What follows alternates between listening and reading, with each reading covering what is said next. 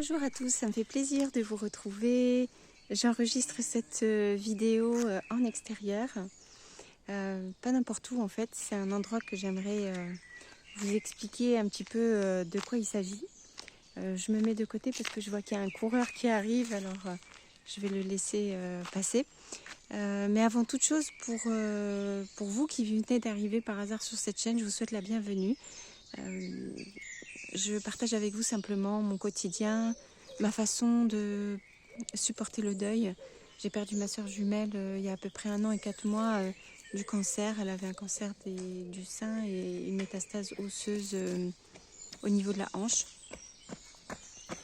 Et en fait, elle a succombé finalement au bout de 4 ans et 4 mois de maladie.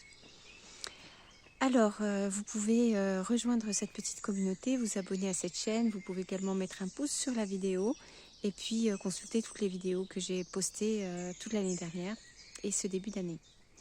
Alors, je suis de retour en Bretagne ici et je suis en train de marcher sur ce sentier.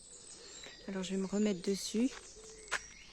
Ce sentier, c'est pas n'importe lequel. C'est un des sentiers les plus difficiles pour moi à prendre parce que nous étions venus la première fois, ma soeur jumelle et moi, en Bretagne.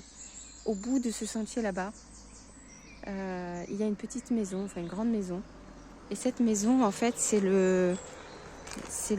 Ah, j'ai une voiture qui passe, alors je vais la laisser passer.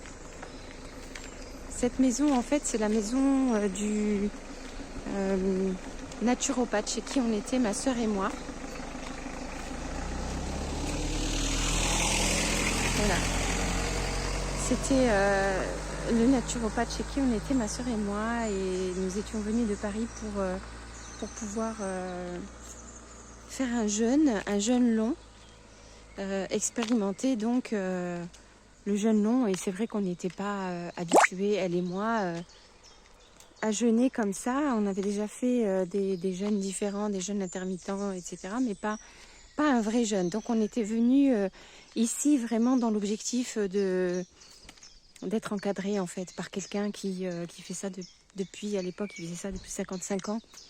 Et donc j'ai plein de souvenirs ici parce que c'est la première année de sa maladie où elle était encore extrêmement vaillante. Elle était tout à fait capable de marcher et nous avons justement marché sur ce sentier. Et donc là je vous montre l'autre côté du sentier. Alors évidemment ça va rien vous dire, c'est juste un sentier normal au milieu de la forêt qui va jusqu'à l'océan en fait, au bout du sentier, mais ça fait quand même une bonne heure de marche. On finit par arriver à la mer, il y a une petite plage, voilà. Et quand on est arrivé à cette époque-là, c'était donc en juillet, il me semble, c'était fin juin je crois. Et on a pu expérimenter tous les petits sentiers qu'il y avait autour. On était allé à la plage, mais en fait tout de suite on est rentré dans le jeûne, donc on n'a pas pu vraiment profiter. Mais on était venu pour autre chose, hein. On n'était pas venu pour faire du tourisme. Et on avait laissé ça pour plus tard. Mais ce plus tard en fait n'est jamais vraiment revenu. Et donc c'est pour ça que je vous parle de ça, parce que ce sentier on l'a emprunté à un moment où tout allait bien, parce que les 5 semaines qu'on a passées ici dans le centre de jeûne ont donné un résultat extraordinaire pour ma sœur. C'est-à-dire qu'il faut bien comprendre qu'elle n'a pas jeûné 5 semaines et moi non plus. Mais pendant 5 semaines, elle a fait un jeûne. Alors c'est affreux parce que je ne me rappelle plus comment ça s'appelle. S'il y a une technique, c'est une méthode en santé naturelle. J'en parlerai peut-être une autre fois. Dites-moi si ça vous intéresse, évidemment, toutes ces techniques de santé naturelle. Je me ferai une joie de les partager avec vous. Et donc, elle avait fait ses radios de la hanche avant de venir ici en Bretagne, pendant qu'on habitait encore à Paris. Et elle a fait une radio au retour de ce séjour. Et la radio avait montré des résultats presque miraculeux, quoi. Non, mais franchement, c'est miraculeux.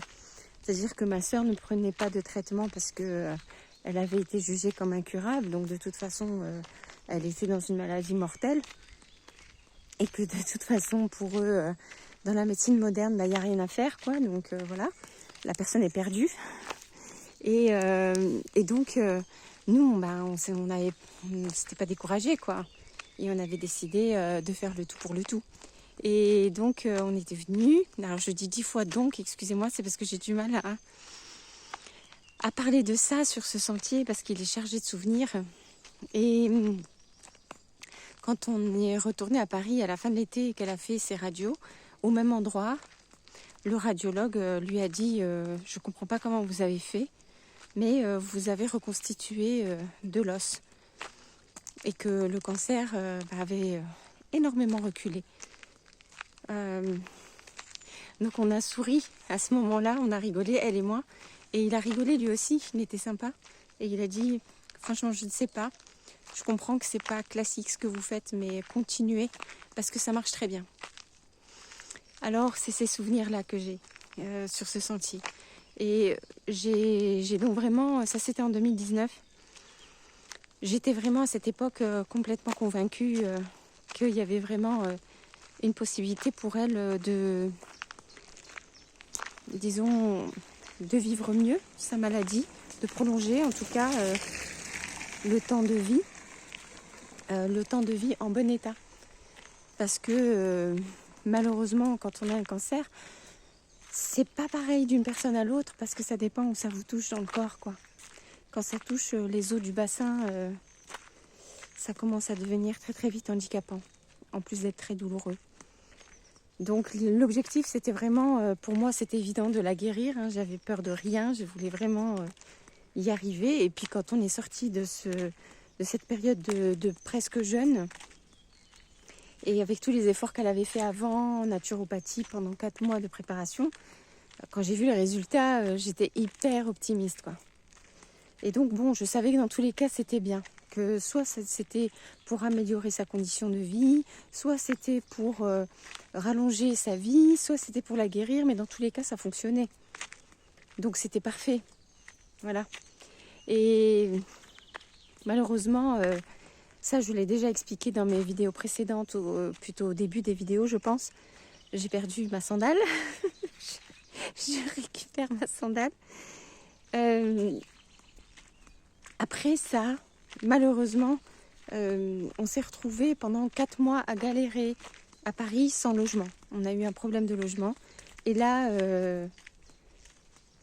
là, c'est pas possible. Je veux dire, honnêtement, avoir un cancer... aussi compliqué que celui-là et se retrouver à la période de l'automne en plus, c'est vraiment pas la bonne période pour être à la rue.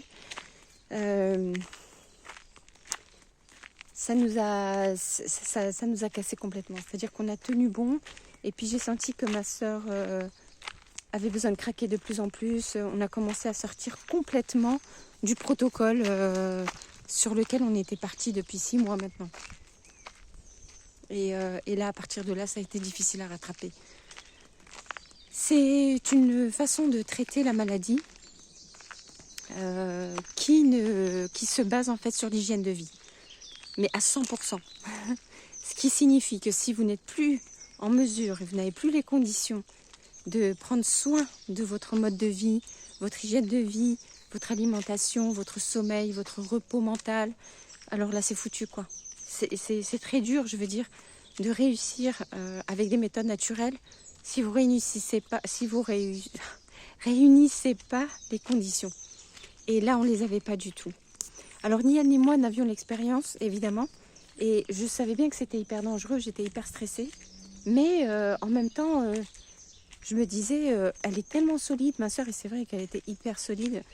On va réussir à tenir le coup, on va réussir. Ce qui fait que passé ces 4 mois, voyant que rien ne fonctionnait et que là, d'un seul coup, son état a empiré. Ça a mis du temps avant d'empirer, hein. Mais il y avait comme un moment de j'en peux plus, quoi. On avait l'impression qu'elle disait je tiens, je veux bien être ballottée. Donc en fait, on est allé dans des auberges de jeunesse, on a demandé à des amis de nous héberger, on a sous-loué des appartements et on n'a pas arrêté de bouger. Mais je veux dire, vraiment, c'est pas possible. C'est pas possible de faire ça quand on est dans un état de maladie comme ça. Et ça a été très très dur pour nous parce qu'en plus, quand on fait un protocole naturel, vous le savez sûrement, mais Donc l'alimentation est très importante, et ce qui veut dire qu'on avait besoin d'un certain nombre de matériel avec nous, notamment un extracteur de jus et puis des choses. Et en fait, on trimballe ça sur le dos comme ça, de logement en logement, c'est affreux quoi, en fait. Sans voiture ni rien, enfin on n'a fait que galérer. Et à la fin de cette période-là, je lui ai dit, écoute, on va jamais trouver un logement à Paris comme ça, toutes les deux, aucune de nous deux ne travaillons, puisque notre principale activité, c'est de te guérir. Qu'on n'a pas comment faire, parce qu'une seule personne toute seule ne peut pas guérir vraiment comme ça. Elle a besoin quand même de l'aide de quelqu'un.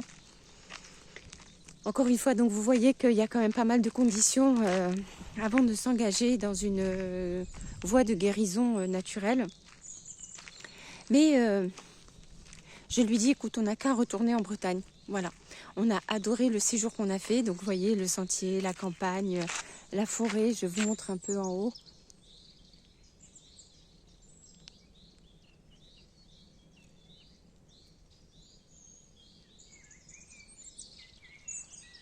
Je ne sais pas si vous l'entendez, mais il y a les oiseaux qui chantent, etc. Enfin, c'est féerique, comme n'importe où en France ou n'importe où dans le monde. Hein, quand vous êtes dans la nature et que la température est bonne, que c'est le crépuscule, forcément, c'est merveilleux. Et donc je lui dis, écoute, on n'a qu'à aller là-bas. On se rapprochera du centre de jeunes, qui est pour moi mon mentor en naturopathie, le gars en question. Et puis ensuite, je vous dis, il s'appelle Désiré Mérien. Et puis, on trouvera un logement. C'est ce qu'on a fait. On a débarqué, je ne sais plus si c'était le 5 janvier 2020. On a posé nos valises dans un gîte de vacances. Et puis, à partir de là, on a commencé à prospecter pour trouver un logement. Et on a fini par en trouver un. Et c'est comme ça qu'on s'est installé complètement. Voilà. Et une fois qu'on est allé dans ce logement-là, on a fait d'autres choses. On a fait d'autres choses pendant qu'elle était encore valide. Donc là, on était en 2020. Mais très rapidement, elle était en train de payer un peu les conséquences de ce qu'on avait fait pendant 4 mois précédents. Et elle était aussi en train de payer quelque part notre ignorance à toutes les deux. Parce que j'avoue franchement que on a appris énormément de choses aujourd'hui. Ce que je suis capable de vous dire, ça n'a rien à voir avec à ce moment-là, quand je découvrais les choses au fur et à mesure. Voilà. Donc c'est vrai que rétrospectivement, aujourd'hui, c'est dur pour moi d'y penser, parce que maintenant, je sais des choses qu'à l'époque, je ne savais pas. Et je me dis, j'aurais tellement voulu avoir ces connaissances et pouvoir mieux m'occuper de ma sœur, mieux l'aider, être plus à l'écoute, plus efficace, etc. etc. Voilà. Mais donc effectivement, on a cumulé d'autres problèmes après, qui ont été aussi très impactants et malheureusement qui ne nous ont pas permis d'améliorer les choses complètement. Mais on a eu des phases comme ça, de très grande amélioration, et dès qu'il y avait des problèmes psychologiques, des problèmes matériels, d'angoisse, de lieu, de vie ou des choses comme ça, c'était viscéral en fait. Elle recommençait à perdre en fait de la vitalité. Même si dans l'ensemble, jusqu'au bout, absolument tous les gens qui lui ont parlé, la kiné, le docteur qui était spécialisé dans la rééducation du centre de rééducation de Kerpap, était impressionné quand même de voir qu'elle avait une bonne condition physique, qu'il y avait vraiment beaucoup de choses qu'elle arrivait à faire qu'elle n'aurait pas dû. Voilà, donc ce sentier-là, pour revenir à cette histoire, j'aime bien vous montrer un petit peu le champ qui est derrière moi, et surtout, je vais essayer de vous montrer, je suis passée devant, mais il y en a deux. Je ne sais pas si vous le voyez juste là, il y a un banc. Et sur ce banc, ma soeur et moi, on s'est posés. Et ça, je m'en rappelle, c'est complètement gravé en moi, là, c'est complètement gravé en moi. Et je me rappelle très bien qu'on s'est assises là. C'était donc le premier séjour qu'on avait fait et qu'on était allé dans le centre de jeunes. Et on était tellement heureuses. De toute façon, quand on était toutes les deux, on était tellement heureuses tout le temps. on s'ennuyait jamais, on avait tellement de choses à dire, à s'expliquer, à exprimer. On partageait énormément en fait, nos ressentis, nos réflexions, nos conseils, et puis parfois c'était juste de la joie ou des jeux, enfin je sais pas comment vous dire, c'est une connexion incroyable. Et donc je me souviens qu'on s'était assis sur ce banc, on avait observé ce que je suis en train d'observer là maintenant, et on avait aimé toutes les deux parce qu'en plus on a les mêmes goûts. On était en paix en fait, on était en paix et heureuse. Et donc vraiment voilà, je me souviens vraiment très très fortement. Ce qui fait que depuis que je suis rentrée chez moi en Bretagne, là, cette année 2024, j'avais refusé net de remarcher sur ce sentier parce que ça me faisait mal. Parce que là, je la vois marcher complètement. Et le pire, c'est que je la vois à l'époque où elle a justement commencé à guérir et vraiment avoir des résultats incroyables. Et puis, et je sais très bien qu'il y a des gens qui n'arrêtent pas de dire oui, mais parce que c'est comme ça le cancer.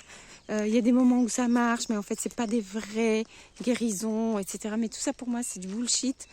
C'est n'importe quoi. Le corps, quand il est en train de se réparer, il se répare. Alors oui, bien sûr, il y a des moments où il fait ressortir encore un peu plus la maladie pour mieux la guérir. Mais enfin, ce que je veux dire, c'est pas que je simplifie. Je sais que vous le savez, mais je le dis parce qu'il y en a certains parfois qui n'ont pas les connaissances et qui comprennent de façon assez superficielle ce que je dis. Mais la plupart d'entre vous, heureusement, vous suivez sans souci de ce dont je parle.